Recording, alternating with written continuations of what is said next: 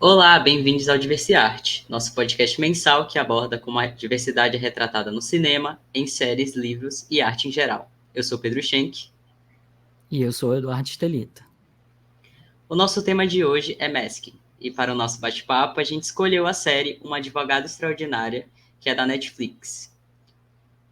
Agora eu vou tentar pronunciar o nome da personagem principal, Won Yang-won, não sei como O Ian é isso aí. Woyan.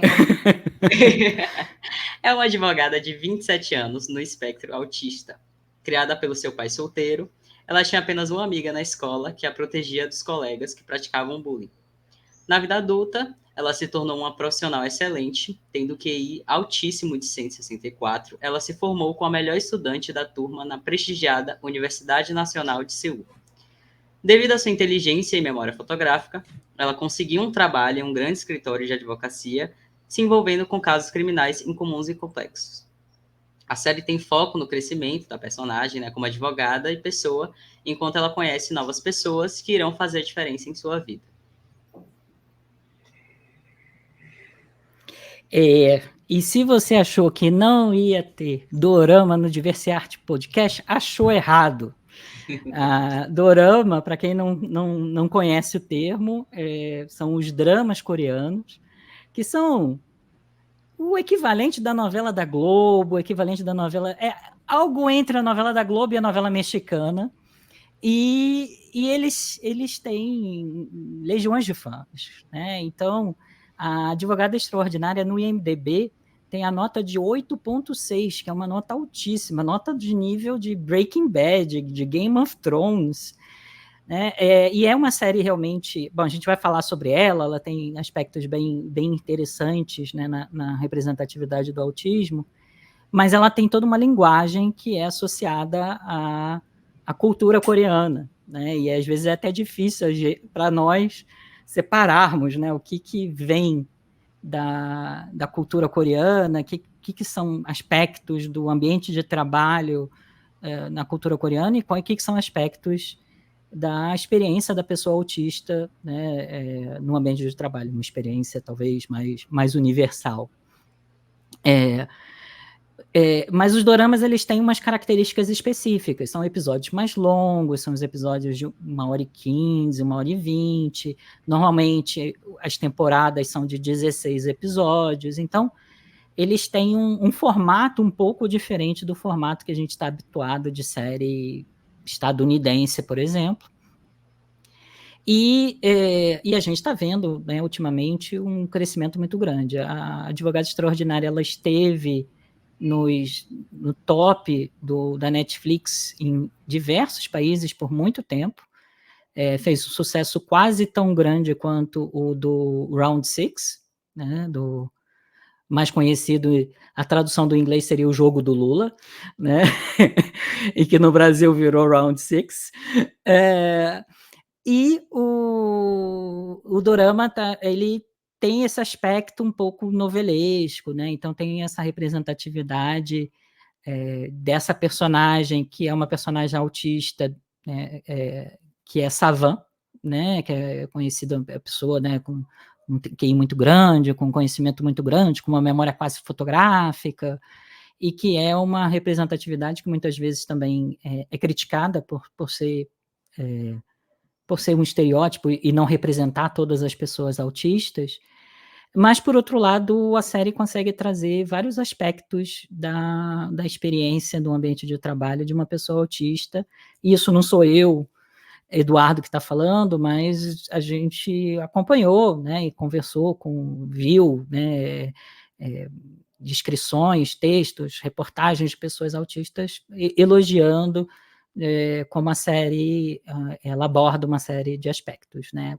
Os momentos de insight dela são tão exagerados, né? Com uma luz na cara, vento na cara, imagem de baleia no fundo, que obviamente, né, mostra que não é realístico aquela experiência, mas a série traz uma série de aspectos legais da representatividade de pessoas neurodivergentes. e de pessoas, especificamente pessoas autistas. Mas eu estou falando aqui, gente, eu não me dei conta, né? E esqueci de apresentar a nossa convidada do dia de hoje. Então, não sei se eu volto. Vamos no freestyling! Eu já queria fazer 2 pontos, aquela assim. Então, eu comecei a falar e eu acho que eu me empolguei, Pedro. Isso é a melhor coisa. Não, tá ótimo, tá ótimo. Então, vamos apresentar a nossa convidada do dia de hoje, né? A Renata Simões. A Renata Simões, ela é repórter do programa Metrópolis, na Cultura. Ela também, né, escrevia uma coluna para o Estadão chamada Dentro do Espectro, e ela foi diagnosticada e se autodeclara, né, como uma pessoa autista de nível de suporte 1. E a Renata tem sido foi ótima a nossa pré-conversa já, a gente resolveu, vamos gravar logo, porque senão a gente vai gravar, vai ficar aqui horas conversando. E eu vou pedir para você se apresentar um pouquinho, Renata, contar um pouquinho de você e de como você chega aqui hoje, de como tem sido a sua experiência também levando conhecimento sobre autismo para a população em geral. Obrigada pelo convite, Edu, Pedro, super honrada de estar aqui com vocês. Eu vou começar, na verdade, falando da advogada extraordinária, que você estava dizendo assim.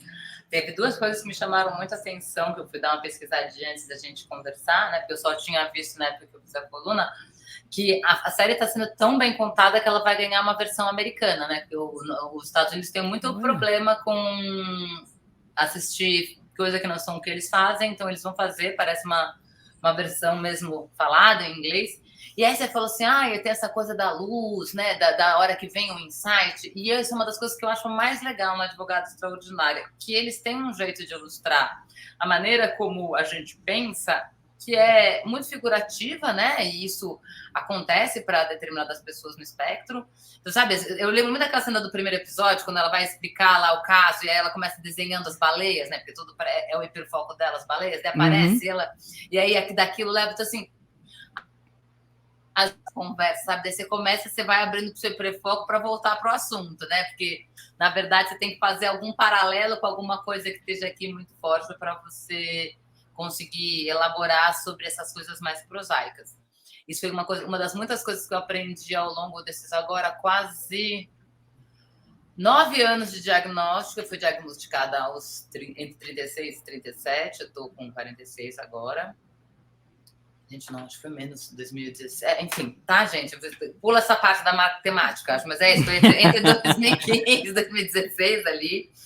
Eu já era jornalista, né? Eu trabalho desde os 20 anos de idade, já fiz multishow, já fiz video show, já fui freelancer, e aí nessa época de freelancer eu trabalhei com TV, com rádio, enfim, eu gosto muito de comunicação mesmo, e é engraçado, né, quando você pensa em alguém no espectro gostar de comunicação, mas eu sempre acho que tem a ver com isso, né, com tentar entender onde está justamente o bug do nosso cérebro. E aí, em algum momento, teve essa oportunidade de escrever sobre o autismo, e acho que nesse sentido a gente faz um trabalho parecido, porque era sempre essa ideia, né, de conseguir conectar com alguma coisa que seja da realidade próxima a todos. E a ficção é maravilhosa, né, porque ela nos dá muitos suportes, mas graças a Deus a realidade é sempre mais criativa e ela acaba rendendo até mais assunto do que a ficção. Então, acho que assim, dentro do que eu penso na Advogada Extraordinária, talvez assim, aquela primeira cena dela chegando no escritório, sabe? Que ela pega e aí ela meio abre a porta dela, foi contando 1 para manter a calma, 1, 2, 3, 4, 5. Para mim, aquilo é tão claro que é isso. Eu não posso, porque a gente muitas vezes está tão dentro da nossa cabeça que entra já solando, né? Coitado do jogador que estiver ali, porque vai ele, vai a bola, vai o goleiro, vai todo mundo ali junto. Então, acho que entendo muito isso, né? A gente não entende, não fica claro na narrativa exatamente como que ela começa a desenvolver esses truques, né? De eu preciso contar para entrar, eu preciso fazer, mas a gente vê desde o começo já essa colocação que talvez para a vida profissional ela vai ter que desenvolver habilidades ordinárias e não extraordinárias, né? Como o pai dela fala, não vai falar de baleia, pelo amor de Deus. E tem uma coisa que é interessante, que ela já começa e que é algo que ela repete ao longo da série, 500 vezes é como ela se apresenta, né? Então ela diz, eu vou ler aqui, meu nome é Wu Yang-Wu, não importa a ordem que for lido, como catraca, caneca, casaca, cômico, careca, Wu Yang-Wu. E, obviamente, né, em português isso não faz nenhum menor sentido, né? Porque lá as sílabas, né, os ideogramas são em sílabas, não são em letras, né? Então lá faz sentido essa coisa de ser invertido, para a gente não faz nem muito sentido, mas é uma coisa que ela vai sendo repetido e depois de um tempo o pessoal até começa meio a incorporar como um aspecto, né, aquela coisa, né, de rir com você, não rir de você, né? E aí as pessoas começam, lá, advogada catraca careca, né? Então tem esse lado assim de que as pessoas no ambiente de trabalho de uma certa forma reconhecem como ela reconhecem esse script.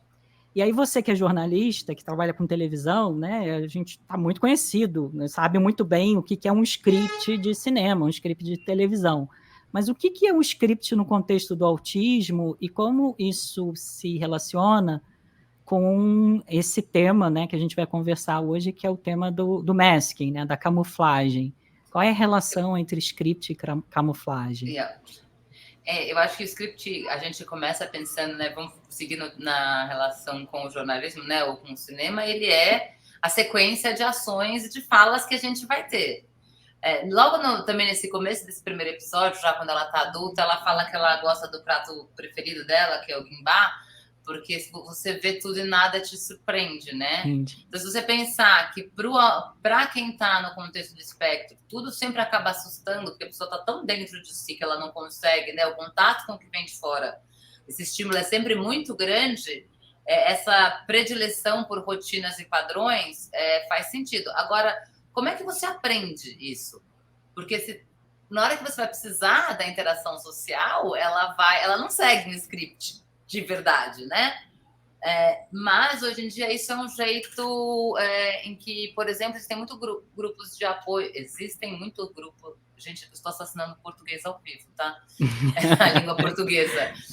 Existem muitos grupos de apoio que fazem isso, né? Então eles te treinam. Isso é uma coisa que começou muito nos Estados Unidos. Eles te treinam para situações sociais. Então eles te dão um script. Então, Eduardo, você vai sair.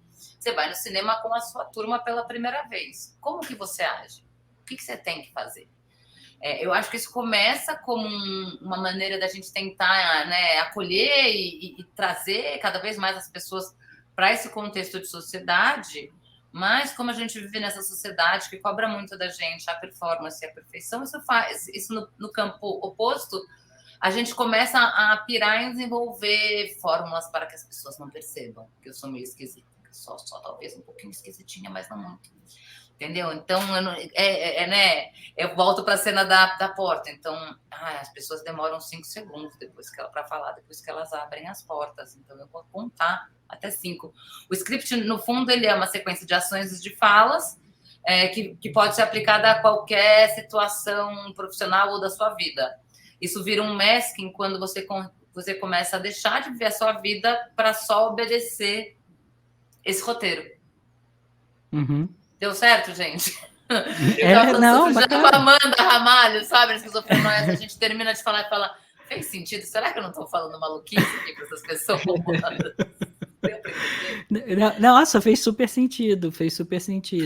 Então, o script é essas frasezinhas, esses roteiros para lidar com situações padrões do dia a dia, que uma pessoa neurotípica já teria incorporado, talvez, né? E uma pessoa neurodivergente, ou uma pessoa, mais especificamente uma pessoa autista, ela vai tentar reduzir o grau de incerteza na interação, né? Por meio de incerteza, de ansiedade, de possibilidade de ter um colapso, porque essa história do cinema, que existem grupos realmente principalmente ligados a adolescentes, uma das primeiras coisas que eles organizam são passeios para ir ao cinema, né, e ao shopping, porque já são lugares que têm muitos estímulos, né, mas que teoricamente é a coisa mais comum da gente fazer quando a gente é, né, novo. Só que como é que você chega num lugar que você nunca viu? A primeira coisa que te dá é uma travada do tipo, o que eu tenho que fazer, qual que é a coisa certa? Porque nessa hora você já tá com muito medo de rirem de você, porque você tem um jeito fora do padrão de existir. Então, você vai receber um livrinho, vai falar, Renata, você vai chegar, vai ter um guichê, nesse guichê vai ter uma pessoa, você cumprimenta ela, fala qual é o filme que você quer e qual que é, né, o lugar que você vai escolher. Esse é o padrão de interação. Você não precisa ficar amiga da pessoa. Eu, quando era nova, achava que todo mundo que eu encontrava tinha que ficar amigo. Então, assim, pobre de todos os vendedores de pipoca da minha vida que tiveram que conversar muito comigo, entendeu? Porque a ansiedade social me fazia começar a falar loucamente. Eu acho que tem uma cena dela meio assim, tô tentando lembrar agora que ela tá na chegada do tribunal, agora a pessoa tá meio desmemoriada. Que ela começa a falar loucamente, como, né, assim, daquele jeito dela com uma pessoa que você fala, cara, não, amiga, eu sei, você tá nervosa, você não sabe o que fazer aí. É só seguir, não é para bater papo com a pessoa. Não, eu acho que tem. Acho que é. Tem nos primeiros casos de tribunal, e eu acho que isso, a série. Eu achei bacana, que eu achei que a série fez isso evoluir bem. Nos primeiros casos de tribunal, mostra o nervosismo dela. E aí, de novo, também eu acho que é importante a gente separar, né, o que é de uma experiência de uma pessoa neurodivergente e o que é de qualquer jovem que está começando no mercado de trabalho, né? Então, qualquer jovem advogado que vai pela primeira vez no tribunal para falar na frente do juiz vai ter um nervosismo, vai ter uma ansiedade, e que isso vai diminuir ao longo do tempo. Isso é comum de todo mundo, né? Eu acho que você falou é lindo, porque no roteiro da série é muito fácil a gente ver ao longo dos episódios como, é óbvio, né? Ela não tem uma habilidade social, né, tida como uma padrão, mas ela vai desenvolvendo, assim como nós, né? Nós, assim como quase todas as pessoas, né? Dentro de um mercado de trabalho, você vai aprendendo também, né? E é isso que eu achei interessante dessa série. Eu acho que ela... você mencionou, né, também que o Bom Doutor também era um dorama, né? Era uma série, e aí foi para versão americana. Ele também foi. Eu não sabia que o Doctor tinha começado também como série asiática. Foi. É porque eu li também isso, que tem gente que chama que Advogada Extraordinária é a versão, né, de tribunal do Doctor mesmo. Mas eu achei, para ser muito sincero, né? A versão americana do Bom Doutor eu não consegui aguentar, porque só tem personagem chato. Cruz credo, como tem gente chata naquela série. Todo mundo é chato. Pessoa que fala dessa série que, tipo, acha muito legal a série, né? Todo mundo fala que é muito chato. Também já parei pra assistir uma vez. Agora, só puxando sobre a série, né, Advogada, o que me chamou muita atenção também foi em relação ao colega dela de trabalho, que ela ficava falando sobre baleia. Não exatamente porque ele gostava de ficar falando sobre baleia, mas ela o tempo todo, tipo, ligava para ele do nada e desligava, só para falar sobre aquilo. E o que eu achei interessante também foi que numa conversa dele com outra colega no carro, né? Eu sei que a outra pessoa, não sei exatamente se ela falou de um jeito ruim ou bom, mas sobre ele colocar um certo limite nessa interação, e ele não quis cortar na interação com ela, mas ele falou, ó, a gente vai conversar sobre baleia, tal tempo, né? E em outros a gente conversa sobre outras coisas. Isso também ajudou ela a conseguir entender em que momento que ela falava sobre isso, né? Por seu hiperfoco, em que momento ela conversava sobre outras coisas. Também achei muito legal, muito bacana da parte dele, e o fato de tipo, o simples falar, ó, não vamos falar agora sobre baleia. Ela falou, tá bom. Sabe? Porque é isso, nossa, você trouxe uma coisa muito massa, porque eu acho que tem, né, se a gente está falando sobre interação, né, dentro de um ambiente de trabalho, aí você tendo conhecimento que você tem alguém que tem algum tipo de necessidade de suporte diferente, é importante talvez que você fale coisas que para você é óbvio, mas para ela não é. Porque uma coisa é o pai dela falando no começo, olha, não fale sobre baleias, né? Quando ela vai, naquele primeiro dia do coisa, né? O pai fala, não fale sobre baleias, não faça isso, não faça aquilo. E outra coisa é alguém que trabalha com você falar, olha, tá bom, a gente tem um limite, né? Tá aqui. Eu me lembro de uma reunião de pauta em que eu estava com um giro muito alto, estava muito sensível, ainda, sei lá, tinha tomado café e chocolate, sabe? Aquela coisa errada no meu caso para fazer. Para quem tem TDAH e está dentro do espectro, fazer isso dentro de uma reunião é, tipo, convite para uma ebulição, né? E aí uma das pessoas falou para mim, calma, cara, a gente não está conseguindo te entender. Você está falando tão rápido, seu pensamento está encadeando tão rápido que a gente não consegue te acompanhar. Isso eu acho que é um jeito cuidadoso, sabe? Das pessoas falarem. E assim como eu já ouvi pessoas quase gritarem comigo, não tá dando para te entender. É bem diferente, né? E quando a pessoa vem com esse jeito de falar, não é mimimi. Eu tô querendo dizer assim, que quando você vem de um jeito agressivo para falar, todo mundo no espectro é muito reativo. Isso é uma das características. Então, se você vai virar agressivo, ou eu vou me fechar, ou eu vou responder de forma agressiva. Porque é tudo tão literal que se você é agressivo comigo, você está dizendo que eu posso ser agressivo com você. E eu tendo a dizer, a minha agressividade ela é um pouco mais direta, porque eu não tenho aquele filtro. Hoje em dia, isso foi também coisas que eu aprendi. Às vezes eu saio de cena e depois vou falar com as pessoas. Foi uma habilidade que eu desenvolvi ao longo do tempo, porque... né, não vamos citar todos os chefes que já viram esse dedinho girar e falar todas as verdades que ninguém sabia. Entendeu? Então, acho que tem uma coisa e que é difícil também pedir, mesmo para o neurotípico, porque a gente está numa sociedade muito acelerada, né? Então, como é que a gente faz para estar presente, para ter atenção? E esse colega dela, né? Enfim, é muito massa. Você falou, adorei, né? Porque é isso, ele tá sendo atencioso no melhor sentido da palavra. Olha, exato, e tipo, esperar que ela pense que não vou ficar falando sobre isso, não vai acontecer. A pessoa também não vai adivinhar, porque ela é uma pessoa autista, então, tipo, ela vai falar sobre baleia, até porque ele deu essa liberdade, então ela entendeu. Então, toda vez que eu quiser falar sobre baleia, eu vou ligar para ele. E aí, esse ato dele de chegar, assim, super simples, uma conversa super rápida de temos um horário para conversar sobre baleia, horário para conversar sobre outras coisas. E ela falou, tá bom, então. Achei muito legal isso passar na série, porque para pessoas que não saibam muito sobre o assunto, ou que não conhecem uma pessoa e vá a conhecer ou a trabalhar com tal pessoa, é interessante, porque é uma coisa muito óbvia, né? Muito clara. Ele foi cuidadoso, ela entendeu, então acho que é uma super dica, né? Para quem não conhece sobre.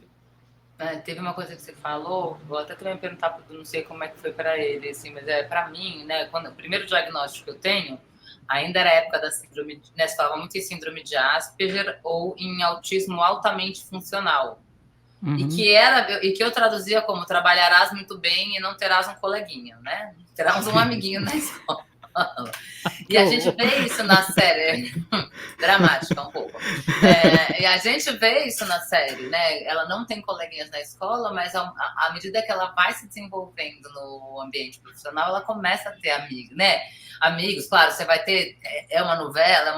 Você vai ter, né, o vilão, você vai ter aquela pessoa que, de repente, a gente descobre que você nem imaginava que podia ser um parça, e é um parça, mas você vê ela se desenvolvendo, né, afetivamente, que é um estereótipo do autismo, né? As pessoas acham que por essa maneira um pouco particular de agir, você não tem empatia, ou não tem coisa, quando é muito mais um outro jeito de compreensão da realidade. O que faz com que muitas vezes a gente sofra de sincericídio, não é verdade, Eduardo? A gente também estava falando antes de gravar. A gente estava falando desses maskings, né? Das vezes que a gente realmente é muito sincero, ou rigidez cognitiva. Uma coisa que foi muito interessante, né? Quando eu tive também um diagnóstico tardio, como muitas pessoas neurodivergentes, eu acho que hoje em dia eu trabalho como empreendedor, porque eu também eu não me sentia também 100%, né, acolhido, né, o 100% entendido como eu era no ambiente corporativo, né? Isso nem era algo que tinha me passado pela cabeça, mas quando veio o diagnóstico eu me dei conta. E eu acho que você trouxe uma coisa também dessa inconsciência, né? Foi muito engraçado, porque eu fui fazer o processo de diagnóstico há uns 2 anos atrás, eu achei que eu tinha autismo, né? Não tenho, e eu acho que realmente hoje em dia eu entendo muito claramente que tem muitas características importantes para o diagnóstico do autismo que eu não tenho. E aí, né, a neuropsicóloga, são várias sessões, o diagnóstico não é assim rápido, né? São várias sessões. E eu voltei de uma sessão e eu falei para o perguntei para o meu esposo assim, eu acho que ela acha que eu tenho TDAH, mas eu achei estranho, porque você acha que eu sou impulsivo? Antes de eu terminar de falar a frase, ele falou assim, você acha que eu sou impulsivo? Sim, sim, com certeza. Ele só estava esperando esse momento acontecer para ele concordar. E aí eu falei, nossa, mas será que eu era impulsivo? E aí você começa a repassar o filme da sua carreira profissional, né? Então, algumas habilidades sociais que eu aprendi no início do trabalho, era tipo, já mandei e-mails assim, cuspindo marimbondo, exagerando muito a situação, né? Porque uma das características do TDAH também, né, é essa sensibilidade à rejeição, né? Então, às vezes, uma situação, quando você se sente rejeitado de alguma forma, você pega e aí dramatiza demais a situação e acaba também, às vezes, né, exagerando, assim, né, tirando totalmente fora da proporção do que realmente aconteceu. E aí, uma das técnicas que eu descobri foi tipo assim, você tem vontade de mandar um e-mail? Segura, né? Escreve um e-mail, não manda, lê no dia seguinte, relê. Né? Mas não relê na hora, porque às vezes você relê na hora e continua manda, né? Fala, vai não, dormir, tá no dia seguinte você lê, revisa, se ainda não está seguro, espera mais um dia, né? Então espera alguns dias. Então são algumas coisas que eu fui desenvolvendo que tem a ver com esse desenvolvimento de habilidades sociais. Só que na época eu não tinha o diagnóstico, então eu achava que, tipo, eu estou aprendendo sobre como é um ambiente de trabalho, que aí linka com o que você trouxe, né, Renata, da questão da uma sociedade do desempenho, né? Então, todo mundo, de uma certa forma, tem que colocar uma máscara para trabalhar. Sim. Todo mundo. Né? Eu falo que às vezes eu pergunto para as pessoas quem que você quer, né? Quando me convidam, quem que você quer que vai? A pessoa física ou a jurídica? Qual das duas que você está convidando, né, para o rolê? Isso é legal, isso é legal, isso é uma forma. É uma forma. Porque às vezes eu achava, entendeu? Que as pessoas estavam me convidando porque, sei lá, Edu, você está me convidando porque a gente conversou e foi legal, e na verdade você queria apresentadora de televisão. E isso já, por si, já é um masking, né? Você entender que quando você está ali naquela função. Porque eu acho que essa talvez seja, quando a gente fala da masking no ambiente de trabalho, para mim a linguagem não verbal mais difícil é a hierárquica. A hierárquica é dessas, assim, né, desses arranjos que tem ligados à importância, à manutenção e fidelidade de clientes. Isso para mim não faz o menor sentido, mas eu já entendi que tem que aprender. Acho que voltando para a advogada, né, que você falou, você falou, né, da sua impulsividade. Eu me reconheci muito na cena, né?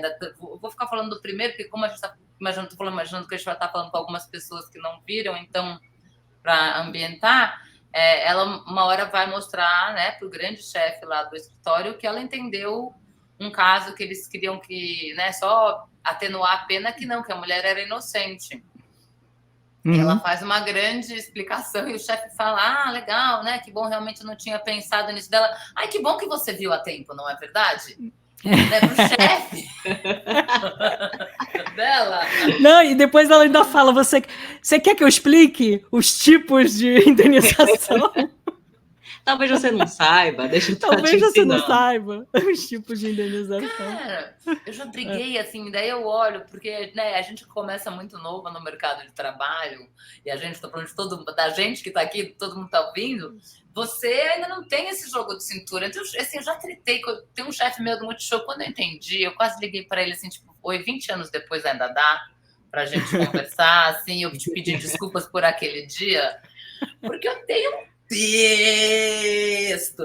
texto sobre como era a vida. Ok, obrigada. Que bom que ele não me demitiu naquele dia. Nossa, e eu acho que é esse lado humano que a série traz, que é muito legal, esse lado humano do ambiente de trabalho, né? Eu acho que a série ela é leve, ela é uma série leve, ela trata de temas bastante polêmicos, tem um episódio, que eu falei, depois desse episódio eu preciso descansar. Tem um episódio em particular que é uma temática bem, bem complicada e bem pesada, mas trata de temas assim, sobre homossexualidade na Coreia, trata de temas sobre corrupção, suborno, ambição, né, relações de trabalho, né, trata de planos, né, de demissão, né, então trata de uma série de temas assim super polêmicos de uma forma leve. E ao mesmo tempo... né? Hã? Fala. Não, você falou disso, dessa coisa da Coreia, né? E a gente tem isso, né, também. Assim, a gente fala essa história do chefe.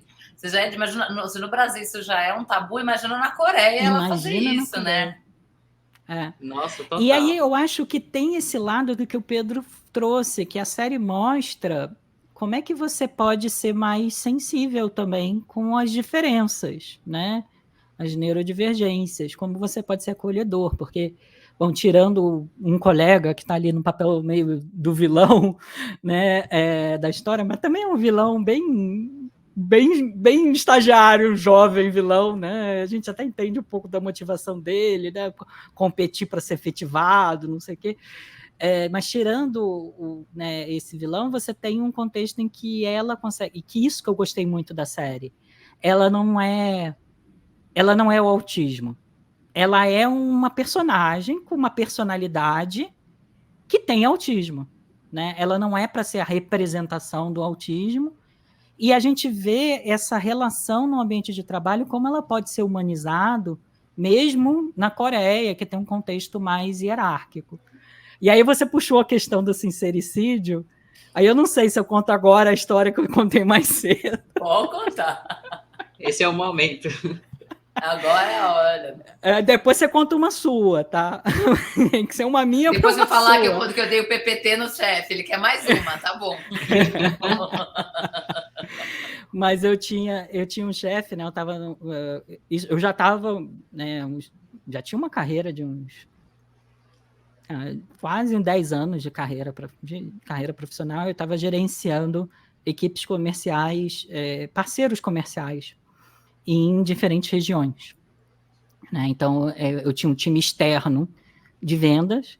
E aí eu gerenciava esse time externo de vendas para a empresa. E o meu chefe, que era o diretor comercial da empresa, que eu era uma pessoa que eu admirava muito e que tinha muito respeito, ele tinha uma forma de conduzir as conversas e de desenvolver, né, as pessoas na equipe, muito em conversas, né, até às vezes em conversas, na maioria das vezes em conversas individuais, né, de fazer a pessoa pensar, não, mas que tipo...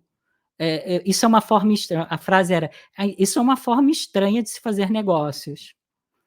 E aí ele me deu uma missão de assumir e fazer um turnaround, né, nessas equipes comerciais, fazer com que essas equipes comerciais externalizadas, que estavam meio às moscas, um pouco abandonadas, que elas realmente recuperassem o ritmo, né? E aí eu tinha responsabilidade sobre essas duas equipes. A gente sentou, eu sentei, combinei com eles, a gente desenvolveu um plano de desenvolvimento, desenvolveu metas e um plano de acompanhamento de 6 meses.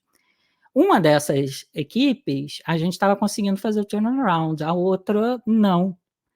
E aí, numa reunião comercial lá, 4 meses depois da história, eu estava apresentando os resultados e, por um acaso, essa equipe comercial ela estava aparentemente aparecendo que ela ia chegar na meta.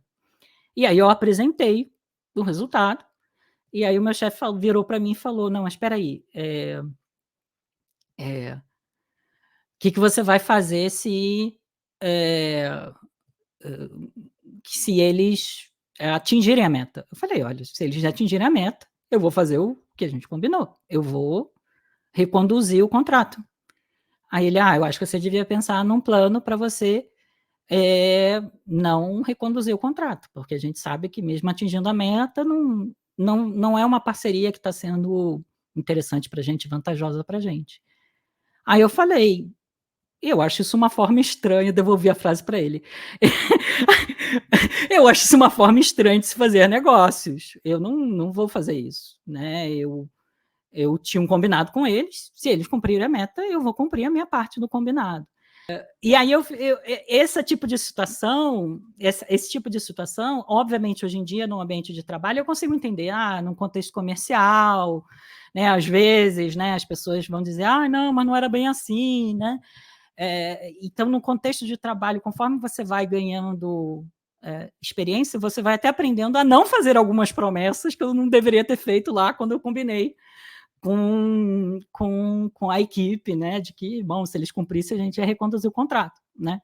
Então, tem algumas coisas que você vai aprendendo como habilidades sociais no ambiente de trabalho, mas que não necessariamente deveriam significar você abrir mão da sua integridade. E a gente vê e muitas vezes essa inflexibilidade em relação à ética, ela é vista como uma característica negativa, né, de pessoas neurodivergentes. Como é que você vê isso, Renata? Como é que você entende essa situação? A série, né? Porque em algum momento a Yang-Gu vira quase uma arma secreta do escritório, né, ao longo da temporada, justamente porque ela tem esse conhecimento quase inflexível das próprias leis, né, do direito.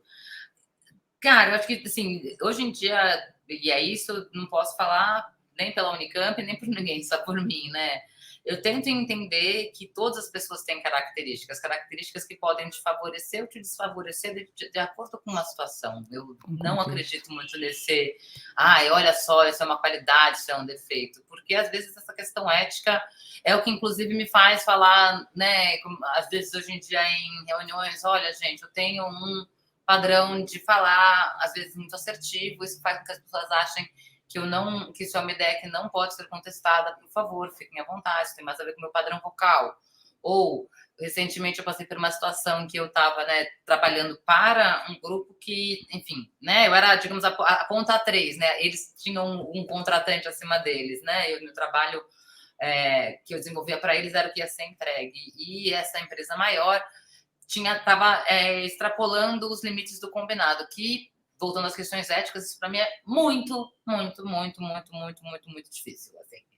Né? Eu sou aquela que é quase abraçada, o combinado não sai caro, é quase abraçada do tipo, olha, a gente detalhou o processo, se você deixou de fazer isso, seja pela sua incompetência, seja pela sua falta de organização, você não pode me punir minha equipe, né? Fazendo a gente refazer um trabalho. Eu demorei para entender que é isso, que às vezes tem questões de hierarquia e de interesse que fazem com que isso sim seja possível. Então, hoje em dia, eu também já faço, graças a essa característica que a gente estava falando, falo, olha, gente, eu entendi que a gente está num ponto aqui em que, para mim, isso é uma rigidez, eu não acho que isso está certo, porém, eu entendo que, às vezes, em hierarquias profissionais de corporações, isso faça sentido, então fiquem à vontade para me falar se isso tem que ser feito. Entendeu? Acho que tem um lugar de... Você estava falando dessa coisa do quanto o cuidado né, com o outro dentro de um ambiente neurodiverso, não só, né, acho que diverso como um todo, ele pode acontecer e é muito bacana para todo mundo quando ele acontece. Eu sempre lembro da Luciana Viegas, do Vidas Negras com Deficiência Importam, que é uma mulher, enfim, uma mãe de periferia de São Paulo, uma maravilhosa, que foi se descobrir, né? Foi ter o seu diagnóstico quando foi atrás do diagnóstico do filho, porque ela é professora, dá aula sobre isso. E aí ela fala, né? A inclusão só se dá pelo afeto. Se você não pensa que a sua casa tem escadas e que o seu amigo de cadeira de rodas não vai entrar, até você ter um amigo de cadeira de rodas e pensar, puxa, talvez eu não possa morar num prédio que só tem escadas. Então, assim, a partir da hora que você tem um ambiente de trabalho mais diverso, todo mundo ganha, porque também todo mundo se humaniza. Eu acho que isso a gente também vê ao longo da série, né?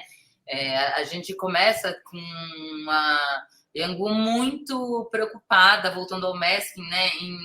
Em seguir todos os conselhos que todo mundo dava para ela sobre não fazer isso, não fazer aquilo, não ser estranha nesse lugar, não ser estranha nesse lugar.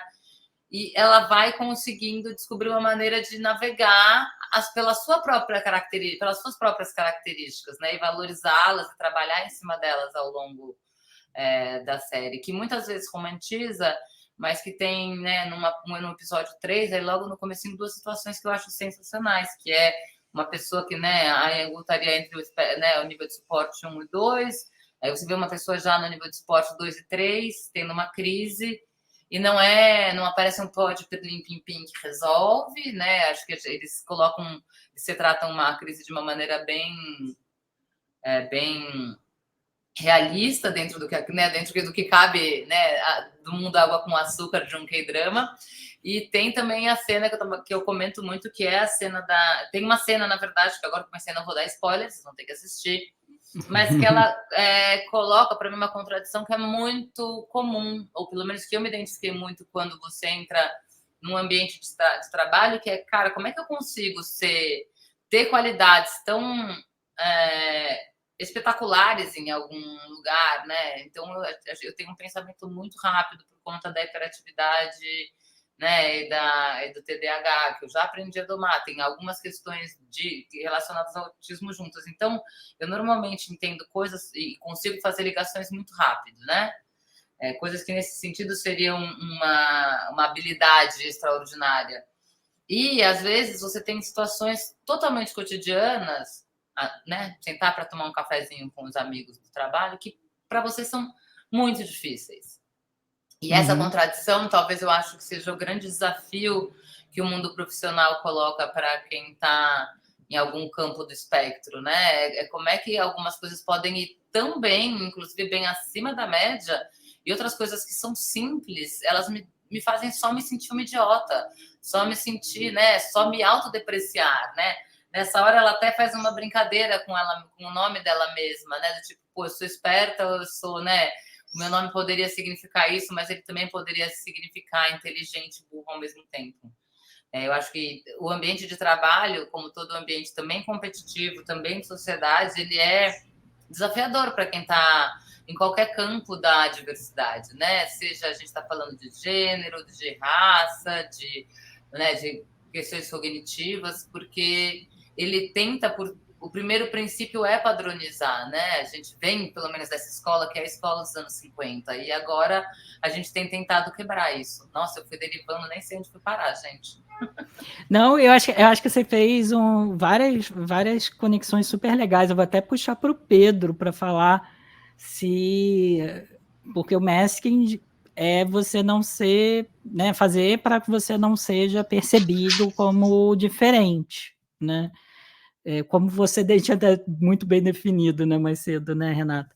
E isso tem alguma relação, talvez, com a passabilidade, né? E aí, Pedro, se você puder compartilhar. Agora o Pedro ele trabalha numa empresa que é ótima, né? Que não tem esse tipo de problema. Mas compartilhar um pouco das suas experiências antes de emprego e de trabalho, e talvez na empresa atual, né? Não tenho nada a reclamar da empresa atual. Mas compartilhar um pouco algo desse aspecto da passabilidade, se você enxerga alguns paralelos com a sua experiência também, ou na universidade, ou no trabalho. Na verdade, foram fases, né? Porque pessoas trans que fazem tratamento hormonal vivem uma coisa, né? Pessoas trans que não fazem tratamento hormonal vivem outras. Mas eu consigo ver muitas coisas em comportamento. Por exemplo, vocês falando sobre a própria questão do masking, no início da minha transição, eu me pegava muitas vezes, tipo, não vou sentar dobrando a perna porque isso é feminino, sabe? Vou tentar fazer com que minha voz fique um pouco mais baixa, tentar puxar uma forma mais grave de falar para que as pessoas não vejam. Então, por exemplo, eu sou uma pessoa que gesticula muito. Eu falo muito e a minha voz vai afinando enquanto eu falo, em algumas vezes, principalmente antes, né, no começo da minha terapia hormonal. Então, isso eu comecei a mascarar conforme o tempo foi passando, para que as pessoas não vissem esses aspectos femininos em mim, para que as pessoas respeitassem e me chamassem do pronome que eu quero ser chamado, do nome que eu quero ser chamado. Então, acho que isso a gente consegue conectar, por exemplo, com o que vocês falaram, assim, dá para entender, inclusive,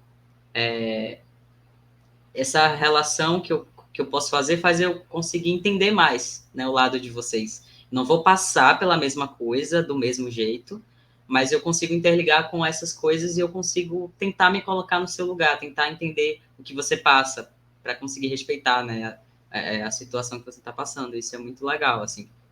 Mas passei por muitas questões, né, como o Edu falou, no primeiro estágio, né, foi minha primeira vivência em um trabalho com pessoas. Eu sou uma pessoa extremamente ansiosa, para mim aquilo ali foi um inferno para mim, assim, no começo, principalmente.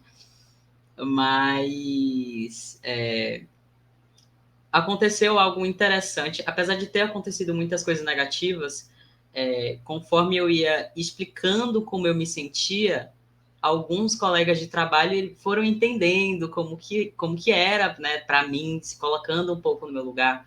E eu gosto de fazer assim isso, de tentar explicar como eu me sinto com algo da pessoa, se ela me der a oportunidade de desabafar. Pode ser até sei lá, um conselho interessante para quem quer tentar explicar como está se sentindo para o outro. O outro só vai entender se você pegar algo da vivência, assim. É muito difícil uma pessoa conseguir se colocar no seu lugar sem conseguir conectar com nada. Então, pode ser até uma forma de explicar, né? Eu não sou uma pessoa autista, não tenho TDAH, não tenho diagnóstico de nada, então não posso dizer o que seria fácil ou não de se fazer, né? Eu não sei como é, mas eu acho que pode ser algo interessante para se uma pessoa está chegando no mercado de trabalho agora, né? Ou tá entrando numa faculdade, ou tá na escola, talvez uma forma de tentar explicar como se sente, porque realmente você mascarar seu jeito, né? Você ficar se policiando o tempo todo, tipo, uma pessoa tá falando uma coisa para você e você tá pensando, no meu caso, né? Voltando pro meu caso, tipo, não vou fazer isso com a mão, não vou falar de tal jeito. Imagino que, né, voltando pro caso de pessoas autistas, deve ser a mesma coisa. Então, tipo, você acaba não prestando atenção em volta, porque você tá focando para não parecer algo, né? Para não incomodar o outro. Você começa a se incomodar para não incomodar o outro. Então, você está tão preocupado em não parecer, né, o que as pessoas percebam, que você não está também presente ali naquela conversa. Acho que essa que é a minha, talvez minha maior agonia, né? Assim, por conta da falta, no caso do espectro, às vezes de compreensão do que estava sendo dito. No começo eu pedia para as pessoas explicarem várias vezes, mas Pedro, eu não entendi o que você quis dizer. Fala de novo. Na terceira vez você explicava, ou você estava sem saco, ou você não entendia porque eu não entendia, e a conversa já tinha ido pro vinagre. Então, o meu masking durante muito tempo foi fingir que eu entendia. Isso, então tá bom. Saía o quê? Saía de cada conversa com uma lista. Pesquisar terapia hormonal, pesquisar Unicamp, pesquisar. Mas fingindo que eu tava entendendo tudo, cara. Então, assim, perdia também a chance de estar na conversa, né? De estar ali. Você fala isso de trazer o outro para si. Eu penso muito a mesma coisa, assim, estou muito alinhada com você, Pedro, porque eu acho que essa coisa é difícil a gente falar, né? Que o que se convencionou muito, essa coisa do tipo, você tem que botar empatia, você tem que se colocar no lugar do outro, porque no final das contas cada vivência é única. Eu também não sei o que é a sua. Agora, se eu me dou o direito de ser como eu sou e de querer o que eu quero, como é que eu posso não te dar o seu direito? Né? Então, eu acho que é muito mais sobre isso. Sim. Eu tenho que dar ao outro todos os direitos que eu me dou. E aí você entende também que as pessoas que normalmente nos rechaçam são pessoas que elas gostariam de ser como elas são e elas não têm coragem. Né? Elas não... É muito sempre sobre isso, né? Eu brinco que o jeito mais fácil das pessoas falam, nossa, mas você tá tão cabeçudo, Renata. Eu falo assim, pensa assim, você não se dá o direito de parar de gostar de alguém e terminar um namoro? Então, porque a outra pessoa também tem o direito de parar de namorar você e parar de gostar de você. É isso, né? Para todos os lados. E aí, vou voltar para nossa menina maravilhosa, né? Na verdade, eu vou voltar para uma outra série. Eu sei que a gente só vai falar disso no final, mas é que Pedro falou, fiquei nervosa, sabe? Que você falou, Eduardo, de não perde a ideia, anota a ideia aqui no papelzinho. Eu acho que a gente pode puxar para as recomendações. Edu, você tem mais alguma coisa para falar? Eu queria só colocar não, eu acho que tem umas duas coisas ainda que eu queria falar. Você falou essa questão da transição, e eu não sei se vocês já falaram disso aqui, e diretora, né? Já que a pessoa hoje em dia se coloca como não binária, mas na época ela era mulher, a diretora e roteirista de Transparent, transicionou depois da série, né? E tem um talk dela muito massa, depois eu vou te mandar, e aí qualquer coisa vocês botam, porque é justamente dela falando... Nessa hora ela já não é mais ela, então é justamente de ele falando disso, de como da primeira vez em que ela entende, em que é percebida a perspectiva de não ser uma mulher e como é que a partir disso se olha ao mundo. E ela, porque muda tudo. E o TED Talk dela, o TED Talk discorre sobre isso, né? Sobre em que horas que você se coloca como você é e como isso muda não só como você percebe o mundo, mas como o mundo te percebe. É chuchuzinho. Nossa, muito bom. E eu acho que foi isso que as pessoas às vezes... Tem várias coisas aí, vocês foram falando, eu fui pensando em várias coisas, né? Uma é o tal do mimimi, né? Que eu acho que você falou muito bem, né, Renata? Quem não vivencia, quem ouve, por exemplo, uma demanda de acomodação de uma pessoa, né, autista, fala, por exemplo, a gente vai ter a festa da empresa, depois vai ter o happy hour, aí você fala, olha, cara, não tem condições.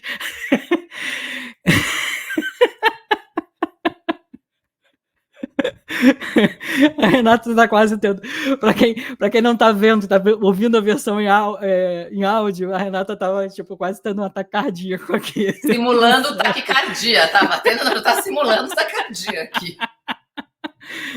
Mas e aí a pessoa fala, não, mas é mimimi, não, faz um esforço, vai lá, porque você, quando você não vivencia aquela experiência, você não às vezes não entende, você não tem essa sensibilidade, você vai falar, para de besteira, todo mundo faz, você se adapta, né? E eu acho que é isso que é o difícil de quando você é neurodivergente, e talvez mais difícil ainda quando você é neurodivergente diagnosticado mais tarde, porque você só vai significar todas aquelas experiências depois, né? E aí o fato de eu ser LGBT, às vezes eu pensava, isso não está acontecendo, isso não deu certo, é porque eu sou LGBT. Aí depois que eu tive o diagnóstico, falei, nossa, aquele dia que eu falei para o meu chefe que isso é uma forma estranha de fazer negócios, eu devia ter calado a minha boca, ou pelo menos ter falado no privado, né?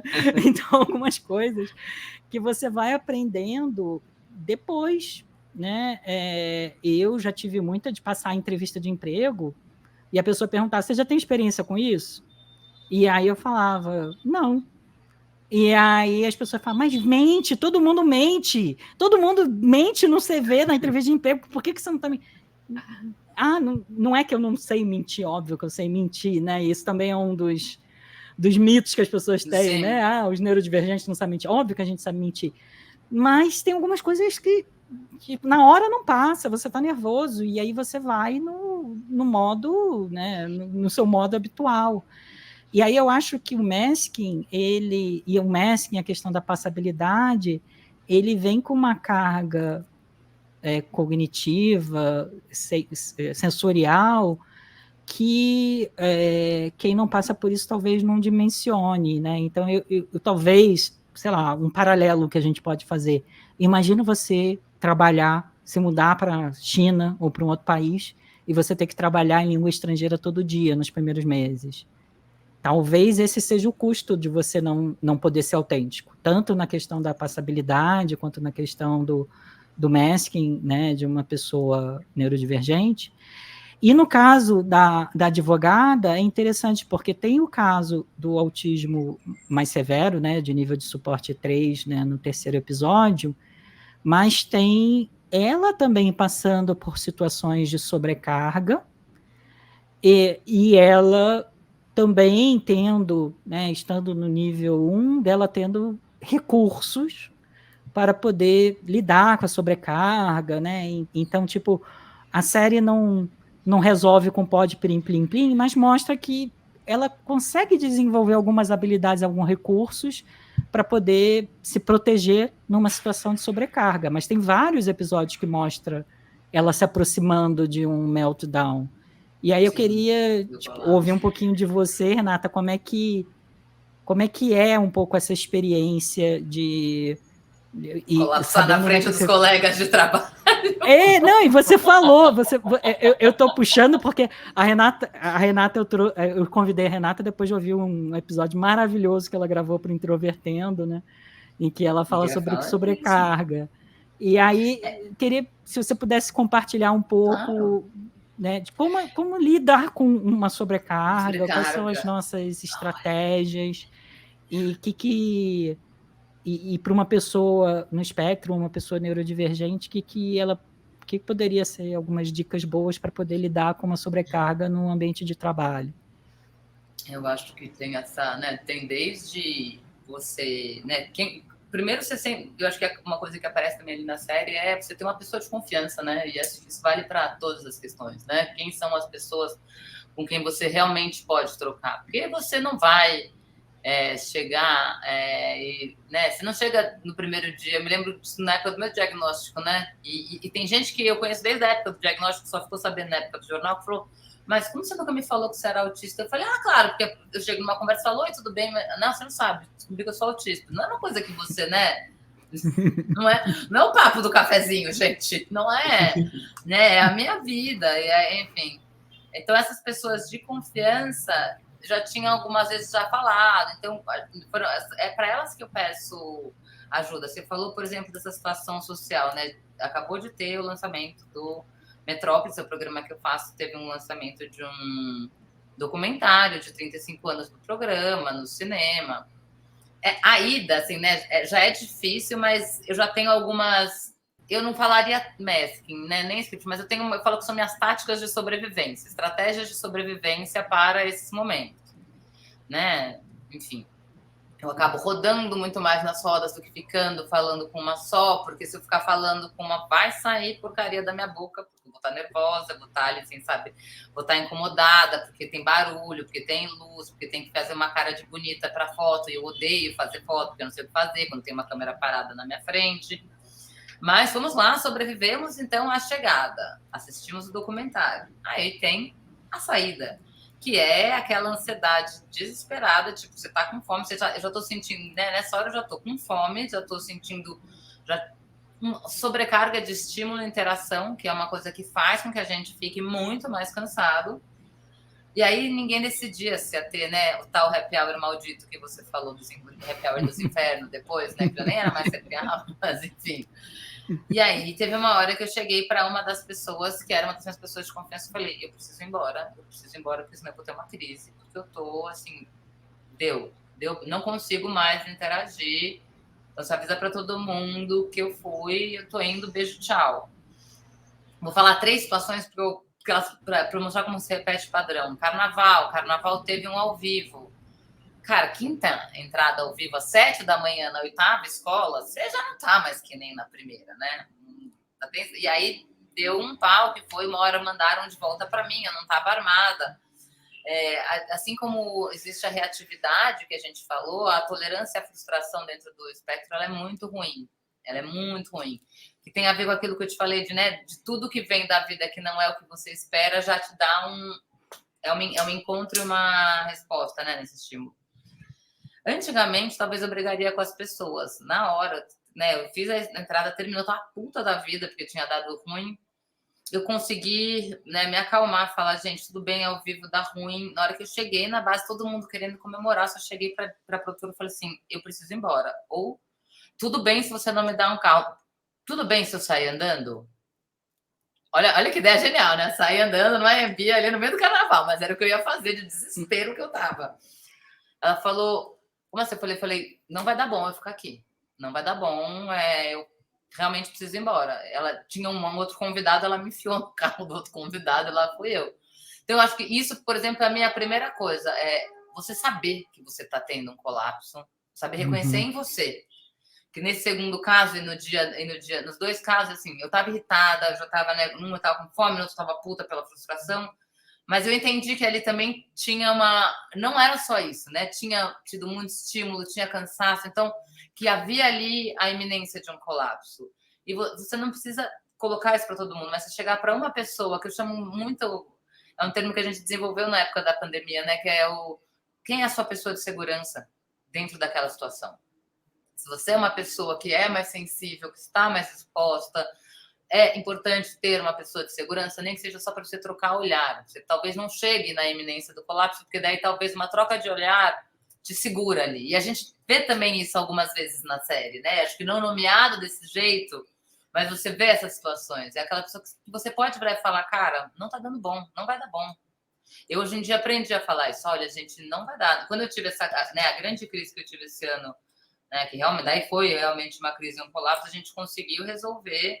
E eu, né, me lembro de estar falando no telefone, me balançando. Quando eu tava me balançando, cara, assim, eu já tô num outro lado do arco-íris, né? Já é, porque já passaram os steams, a gente tá falando até de como é que a gente faz para as pessoas não reconhecerem. O meu maior eu não tenho unha, praticamente, porque eu fico assim, ó, cutucando as minhas unhas o tempo todo, só que ninguém percebe, porque você tá mexendo na mão e no dedo.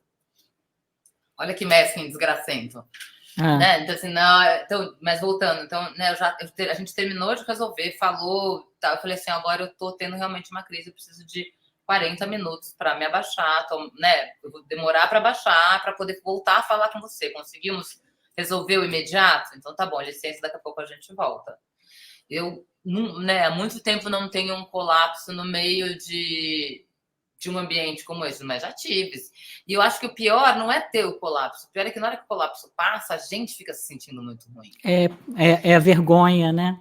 Dá uma sensação de derrota, de humilhação, assim. Não há exaltação que a Bíblia prometa que vai compensar essa humilhação, entendeu? Então, eu acho que essa que é a maior dificuldade. E a sensação é muito ruim, cara. Então, no que você puder ter alguém que você possa falar, olha, chegamos num ponto aqui que não tem retorno, me ajuda a sair fora, é maravilhoso. Eu não sei se eu acho que da sua pergunta. Não, eu achei maravilhoso. Eu acho que é isso. De novo, eu volto para a questão, né, do diagnóstico, porque quando você tem um diagnóstico, eu até brinco, eu coloco nas minhas apresentações, né? Sabe aquele meme do cara que faz, né? Quando você tem um diagnóstico, para você é assim, para as pessoas é tipo, tá, e aí? Você não vai sair falando para todo mundo, eu tive o diagnóstico. As pessoas não entendem, e para as pessoas que entendem, elas vão falar, tá, tudo bem, é você, eu sempre soube, tá, é como você é. Você não tá me dizendo nada de novo, né? Tem gente também que não sabe lidar e é grosseiro. Eu ouvi na época do meu diagnóstico, tinha uma pessoa ficar falando assim, mas você não é, né? Você não é autista, você não pode ser autista. Tem um dia que eu quase falei para ela, falei, obrigada, amiga, você que é, né, a reencarnação de toda a psicanálise e psicoterapia aqui, por me contar que todo mundo tá errado e você que tá certa. E os médicos, né? Tem coisa que não faz sentido. Eu ia perguntar isso para vocês, assim, ó, agora que você falou, lembrei, em relação às pessoas, tipo, tem gente que, assim, você comentou, óbvio, tem, mas qual foi a coisa, assim, mais sem noção que vocês já escutaram de pessoas talvez conhecidas, de tipo, você fez tal coisa, então você não é. Ou então, sabe, tentando encontrar um erro, tentando tirar o seu diagnóstico. Eu não sei se é erro, Pedro. Eu acho que elas estão tentando te encaixar no padrão delas, sabe? De percepção do mundo. Elas justamente estão fazendo o oposto do que a gente estava falando. Elas estão tirando o seu direito de ser, o direito que elas se dão de ser o que elas são e acharem o que elas acham, elas tiram de você. Você tem que se curvar à percepção, ao direito, ao conhecimento dela, né? Então teve essa que... Pode falar. Não, eu quero falar, teve essa que falava para mim, né, terminava toda antes, mas, nossa, não consigo me conformar. Você não é autista, né? E eu tive uma outra... Falando mais de pessoas no âmbito pessoal, porque as do profissional, né, à medida que eu trabalhava, eu nunca cheguei no Metrópolis falando, foi uma coisa que eu fui abrindo primeiro para um, para outro. Às vezes, né, em algumas situações eu falava, nossa, gente, mas eu sei que isso parece... Por isso que às vezes eu me antecipo e já falo, olha, isso tem a ver com o autismo. Falo, parece aquele disclaimer, sabe? Que você manda no texto. Avisa, esse texto vai ter spoilers. É quase isso que você faz, né? Mas tem gente que é isso. Que você fala, olha... Eu falo, gente, é uma característica do autismo essa reatividade. Não ache que você vai falar comigo do jeito que você quer e que eu vou conseguir entender que eu tenho que tratar desse jeito. Eu vou responder do mesmo jeito. E aí depois a pessoa me chama de grossa. Sim. Grossa é você, minha senhora, que não entendeu o que você precisa para falar comigo e quer que eu me obedeça a sua lógica. Nossa, Para total. mim, e isso vai sempre ter, sabe? Então também Uhum. é duro, dói. Não, né? Eu perdi amigas nesse caminho, mas o que eu vou fazer? Nossa. E você, Edu? No meu caso, eu acho que eu demorei assim um bom ano para começar a falar para as pessoas. Eu recentemente, semana passada, né, Pedro? A gente está gravando. Semana passada eu estava num evento e eu era mediador de um painel.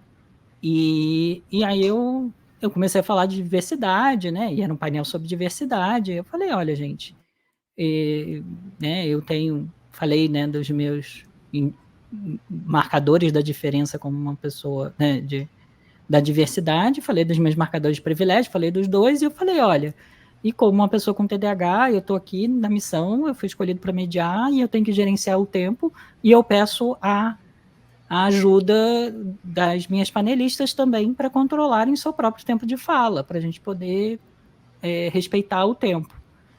E isso eu acho que foi assim, foi talvez uma das primeiras vezes que porque num contexto profissional, ainda mais eu sou professor, né? Eu trabalho já há 20, quase 30 anos, né? Quase 30 anos, né? Dando aula, né? E existe essa expectativa de que eu seja super bom na gestão do tempo.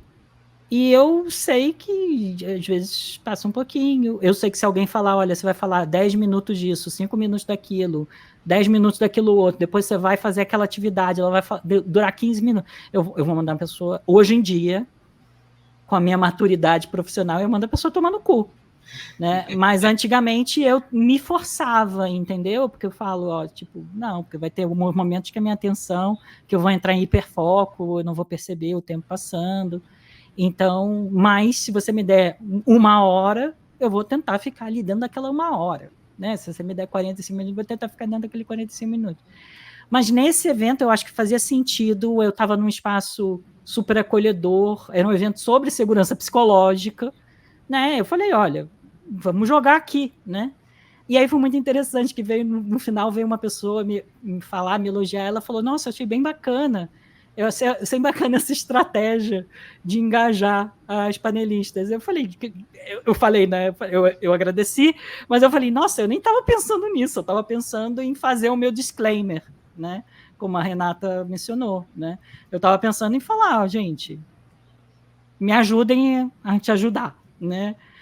Eu acho que é isso um pouco do que é um processo, né? Você não sai falando para todo mundo, mas ao longo do tempo, quando você vai se sentindo confortável nessa identidade, e qualquer diversidade oculta, né? LGBT é a mesma coisa, né? Você vai entendendo quais os momentos você vai falar, quais momentos você não vai falar, quais momentos você vai começar a conversa. Então, hoje em dia, tem conversas que eu começo falando, olha, eu sou gay, olha, o meu esposo, olha, não sei. Então, eu acho que quando eu acho que faz sentido, e quando não faz sentido, eu não faço. Mas eu acho que tudo isso vem de novo, né, dessas habilidades sociais, porque eu acho que o discurso em torno da neurodiversidade, do autismo, e nós estamos num grupo, né, os neurodivergentes, são normalmente pessoas como a Renata disse, com um pensamento mais rígido, né, às vezes a gente pensa, é 880, né, então, eu tenho que sair dizendo e celebrando quem eu sou e todo mundo em volta de mim se adapta, ou do outro lado, eu tenho que achar que é tudo péssimo e terrível e nunca falar, e esconder. E eu acho que é um pouco descobrir o meio do caminho entre os dois. Eu acho que o difícil dentro das empresas, e aí, né, também puxando também para uma reflexão final, que a gente já está passando do tempo, mas eu acho que o difícil aí dentro das empresas, eu acho que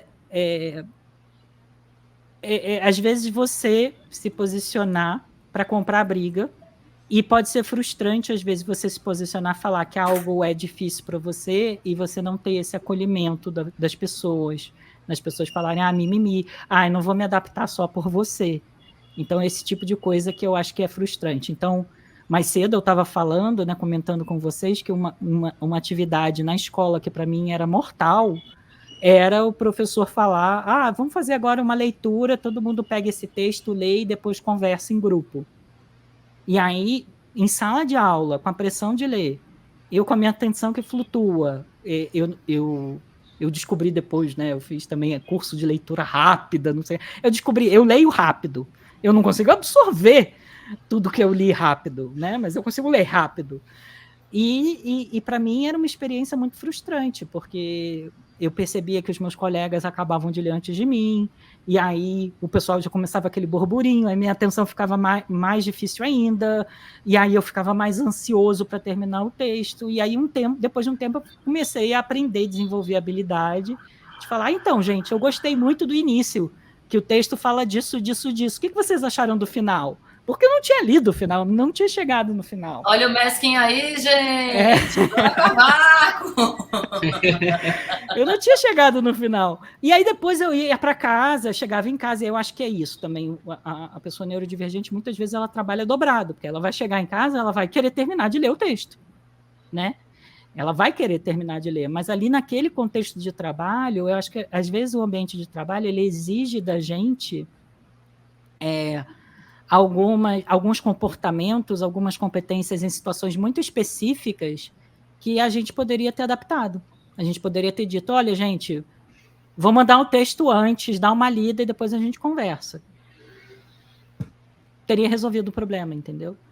Então, são algumas coisas que acontecem no ambiente de trabalho que as pessoas, às vezes, colocam uma importância, porque é um ambiente feito, né, criado para pessoas neurotípicas, e colocam uma importância naquilo, e aí depois você meio que se vire, né? E o que eu achei legal na série é que meio que vai mostrando como esse ambiente de trabalho pode ser mais acolhedor mesmo, né?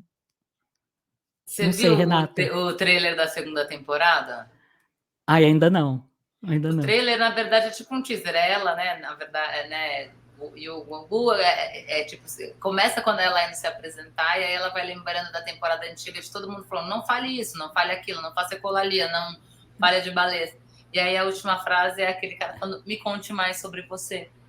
Eu acho que o acolhimento, ele faz toda a diferença, né? Eu acho que é uma opção do indivíduo querer externar ou não, né, das suas condições, mas você estando consciente e se sentindo, e tendo um ambiente que você percebe que você pode falar de maneira horizontal, já, né, eu não preciso chegar em todas as reuniões que eu tenho e falar, gente, estou no espectro autista, portanto eu falo de maneira assertiva. Eu posso começar uma reunião falando, gente, eu tenho um jeito de falar, às vezes que parece que a minha ideia, né, é só o que vale. Não é, tá? É o jeito que eu falo.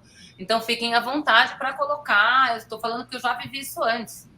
Falei a mesma coisa, tornei o ambiente tão descontraído e horizontal quanto, sem precisar também colocar. Porque eu não vou começar uma reunião falando oi, prazer, não é uma reunião, né, do TEA Anônimos, assim. Não é sobre isso, né? E aí, agora, gente, recomendações? E Renata vai rápido. Fala a sua rápido. Mas eu tô aqui, gente, eu vou dar um spoiler. Na verdade, eu mandei uma mensagenzinha, gente, daqui a pouco eu preciso ir embora. Porque tá. Pedro, que é um lorde, já virou pra mim e falou, vai rápido. Vai rápido. Vamos lá, então, rapidinho, eu vou indicar, na verdade, existe, eu acho que tá na Netflix ainda, eu sei que na Amazon também tem, tanto a cinebiografia, que é estrelada pela Claire Danes, que a gente ama, quanto o documentário sobre a Temple Grandin. Temple Grandin é uma bióloga norte-americana no espectro. Ela, inclusive, revoluciona a maneira como é feito o abate animal para diminuir o sofrimento dos bichos, né? Ela é super estudada, ela está viva, dá entrevistas, palestras. O que é muito massa, já que a gente estava falando de rigidez cognitiva, é isso. Ela realmente, ela demora muito para... Ela revoluciona uma indústria e ela demora muito para conseguir implantar isso, porque como ela tem um jeito muito típico de falar, uma maneira de agir e pensar que é fora do padrão, as pessoas estão presas à sua rigidez cognitiva e não conseguem ouvir o que ela tem a dizer. Então, né, e aí vou juntar isso com um livro que eu li recentemente, que é Onde Vivem os Minotauros, Onde Passam os Minotauros, ai meu Deus, é o livro novo do Joca Reiners Terron, publicado pela Todavia.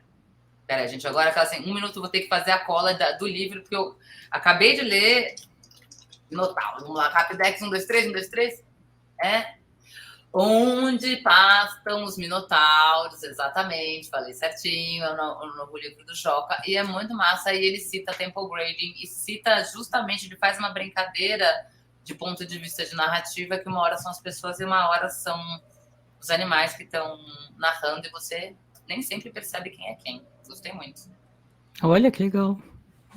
Livraço. Já que eu pensei que agora, já que a Renata vai precisar sair daqui a pouco, eu acho que a gente pode já pedir Não, para vamos ela ver, gente. Calma, vamos lá. Não, vamos fechar. Vamos Em 5 fechar? minutos Quero a ouvir gente fecha. vocês. Quero ouvir vocês também. Tranquilo. Quer ir, Edu? Pode ir. Eu vou recomendar um dorama também. Esse foi o primeiro dorama que eu vi. Eu ainda não vi o próximo, né? O que eu estou recomendando, que é o Tudo Bem Não Ser Normal, mas foi muito elogiado também. Também está na Netflix. Também tem um IMDb de 8,6 e também tem outras representatividades autistas. Então esse dorama foi muito bem recomendado. Eu ainda não vi. Eu vou ver depois. Eu vou ver depois de terminar, de concluir aí a Advogada Extraordinária. Recomendo também o episódio do Introvertendo, da Renata, né, em que ela fala sobre sobrecarga. Eu não me lembro todo o tema, mas eu acho que era sobrecarga e saúde mental, né, crise, sobrecarga sensorial. E eu também recomendo os outros episódios que a gente fez sobre a temática, né? Então, as séries que a gente também recomendou nos outros episódios. Então, a gente fez um episódio sobre neurodiversidade, eu e Pedro, e eu fiz já uns 2 anos atrás um episódio com o William Shimura sobre autismo. Então, a gente tem também esses outros episódios aí também no Diversiarte que você pode acompanhar. E aí que a gente fala sobre outras séries, né? Fala sobre como nos vem, o Atypical, e falamos sobre qual era Everything's Gonna Be Okay também, que a ideia é mostrar outras representatividades, é mostrar também um movimento que a gente está começando a ver também de pessoas autistas representando personagens autistas. Não é o caso da Advogada Extraordinária, mas a gente vê cada vez mais séries também de pessoas autistas representando pessoas autistas. Então, essas são as minhas recomendações para hoje. Pedro? Oi, eu vou ser bem rápido. Na verdade, a minha recomendação é uma série chamada Caminho do Céu, que foi uma recomendação da minha mãe, que está viciada em dorama, que inclusive tinha implorado para eu assistir o da Advogada, e quando ela me viu assistindo, ela ficou super feliz.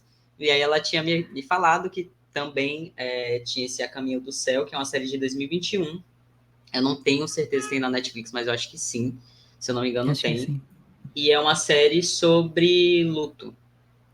E eu vou começar logo depois que eu terminar de assistir o da Advogada, mas assistam esse também, porque esse a minha mãe falou que é bom, então deve ser muito legal.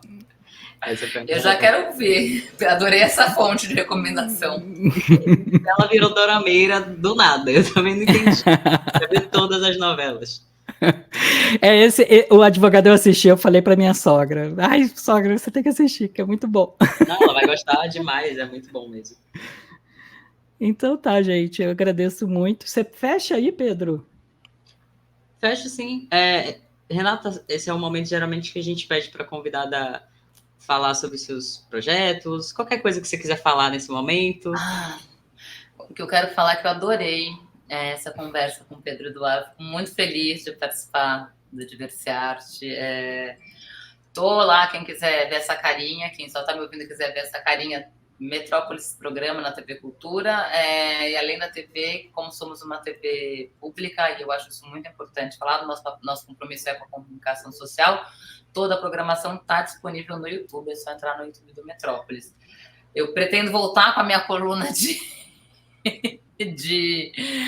falando sobre o espectro, só preciso me organizar aqui, que é o mais difícil dessa vida contemporânea. E redes sociais, eu sempre falo Renata Sim, como o sobrenome é Simões, eu uso Renata Sim, mas o mais importante, gente, é isso, né? A gente continuar juntos aí batalhando para que, enfim, as pessoas entendam que é o afeto que transforma as nossas relações e que promove a inclusão. Olha, que lindo. Muito bom. Renata, obrigado. Agradeço muito por aceitar de tanto coração, de tanto bom grado e por todos os papos que a gente teve. E tenho certeza que esse episódio vai ser assim muito marcante. A única coisa que eu vou falar é que foi um dos melhores. Eu me diverti bastante, gostei muito. De verdade. Bom. Achei muito legal. Bom, vou encerrar. Hoje tivemos... Batemos o recorde? Não, vou só falar. A gente fala só um textinho no final e aí a gente encerra. Eu achei que se tivesse parado de gravar, eu já tava. Ei, já batemos o recorde da divisão. Desculpa, Pedro! Nada, fica tranquilo. Vamos lá. Hoje tivemos um papo incrível sobre masking. Se você, ouvinte, quiser sugerir séries ou filmes para os próximos episódios, deixe um comentário para a gente no nosso perfil no Instagram, @diversiadepodcast, ou se preferir, a gente está também no Instagram com os nossos perfis pessoais, @pedroschenk e @edu.esterita com 2 L's. Foi um prazer estar com vocês hoje, obrigado por nos escutar e até o próximo episódio para mais uma conversa sobre diversidade e arte. Agora acabou.